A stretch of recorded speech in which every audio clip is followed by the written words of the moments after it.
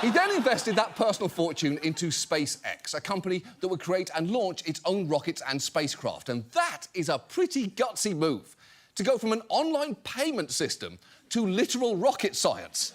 Although, as some point out, SpaceX wasn't exactly starting from square one. What SpaceX has been very successful at is taking basically off-the-shelf technology, stuff that was developed by NASA 50 years ago, and streamlining it. So in that way, he's kind of the Henry Ford of space, because Henry Ford didn't invent the automobile, he just figured out how to make the automobile, commercially viable.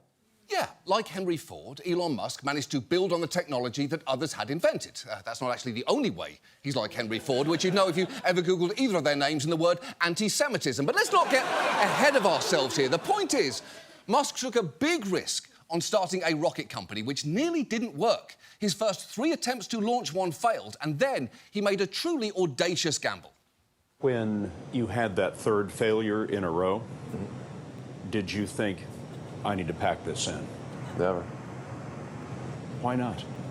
I don't ever give up. 8 weeks later, Musk bet the company on another flight. We have liftoff. And this time around, everything worked. Perfect. If that 4th launch hadn't worked, that would have been it. We would have not had the resources to mount a 5th. You couldn't have gone out at that point. Yes, death would have been, I think, inevitable.